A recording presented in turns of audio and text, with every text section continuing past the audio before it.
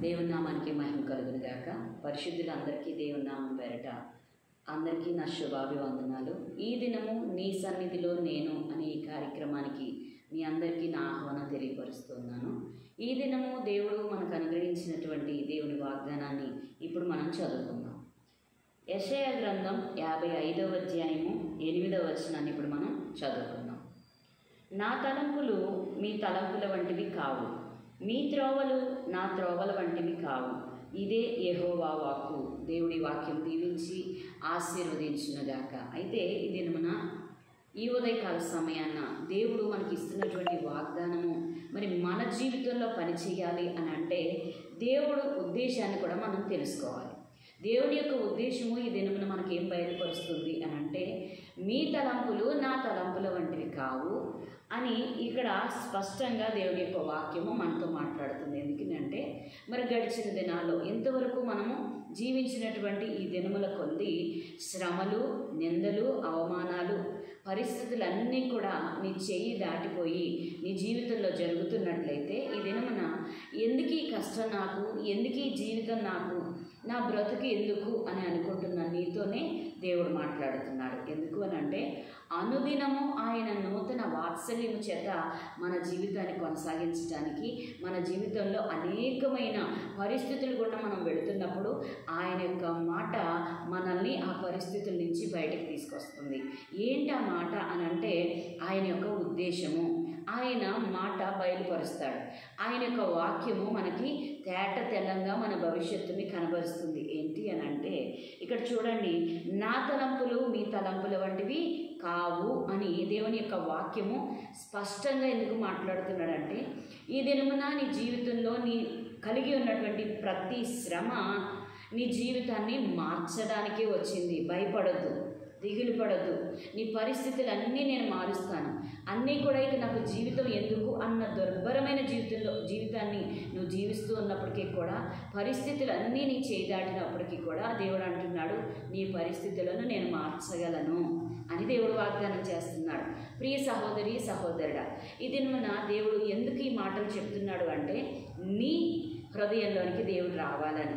ఎందుకంటే నీ హృదయంతో నువ్వు ఆలోచించినప్పుడు దేవుని ఉద్దేశాన్ని నువ్వు కనుగొనలేవు. నీకున్నటువంటి సమస్యను బట్టి నువ్వు ఆలోచించినప్పుడు ఆ సమస్యను అధిగమించలేవు. ఎప్పుడైతే నీ హృదయంలోనికి దేవుణ్ణి ఆహ్వానిస్తావో, ఎప్పుడైతే దేవుని యందు మరి ఆయన మాట యందు నువ్వు శ్రద్ధ కలిగి ఉంటావో, నీకున్న పరిస్థితులను పక్కన పెట్టి ఆయన యందు విశ్వాసం ఉంచుతావో, అందుకే దేవుడి దాని నుంచి చెప్తున్నటువంటి మాట, మీ తలంపుల వంటివి కాదు నా తలంపులు. హల్లెలూయా. ఏ పరిస్థితికైనా నేను చాలిన దేవుడను. ఒక్కసారి నా తట్టు తిరుగు, నేను నీ తట్టు తిరుగుతాను. ఒక్కసారి నీ శ్రమను పక్కన పెట్టి నా వైపు చూడు, నేను నిన్ను హెచ్చిస్తాను అని దేవుడి మన వాగ్దానం చేస్తున్నాడు. ప్రియ సహోదరి, సహోదరుడా, ఈ వాక్యం చేస్తున్న మీతోనే దేవుడు మాట్లాడుతున్నాడు. మీరు ఏ పరిస్థితిలో ఉన్నా కూడా మీ పరిస్థితులను దాటించగలిగిన సమర్థుడైన దేవుని యొక్క వాక్యము ఈ దినమున మీతో, నాతో, మన అందరితో మాట్లాడుతుంది. ఈ వాక్యము చెప్తున్నటువంటి మాట ఏంటి అంటే, మీ తలంపుల వంటివి కాదు.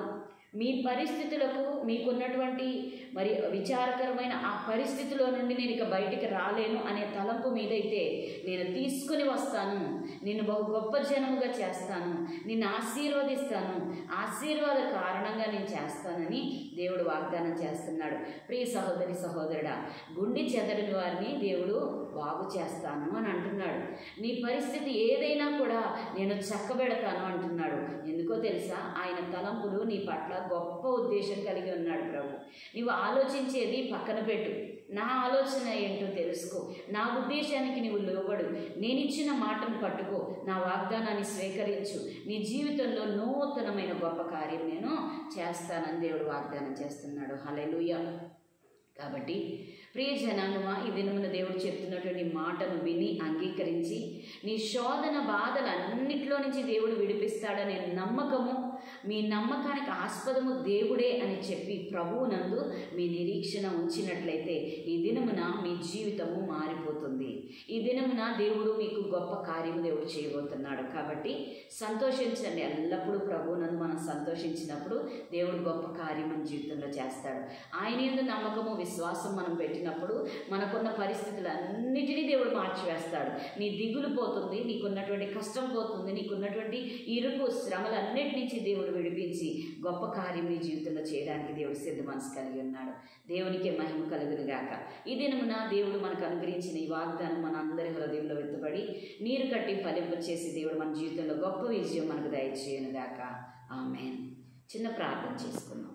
మహాపరిశుద్ధుడా, మహాగణుడా, సర్వోన్నతుడా, మహిమోన్నతుడా, విన్నటువంటి వాక్యము ప్రతి ఒక్కరి హృదయంలో వెతుబడి నీరు కట్టి ఫలించి అయ్యా విశ్వాసము చేత మీ తలంపులోనికి మేము వచ్చినట్లుగా మా తలంపులను పక్కన పెట్టుకుని మీ తలంపులోనికి మీ ఉద్దేశంలోనికి మేము అడుగుపెట్టి గొప్ప ఘన విజయము, ఎవరు శ్రమల్లో ఉన్నారు, ఎవరు నిందల్లో ఉన్నారు, ఎవరు అవమానంలో ఉన్నారు, ఎవరు కష్టంలో ఉన్నారు, ఎవరు శ్రమలో వేదనలో ప్రభు అనారోగ్యంతో ఉన్నారు, ప్రతి ఒక్కరి వేదన తొలగించబడి సంపూర్ణమైన ఆశీర్వాద కారణముగా వారు ఉందురుగాక. విన్నటువంటి వాక్యము మా జీవితాలు గొప్ప ఘన విజయమును దయచేయునుగాక. దేవునికి మహిమ ఘనత ప్రభావములు కలుగునుగాక.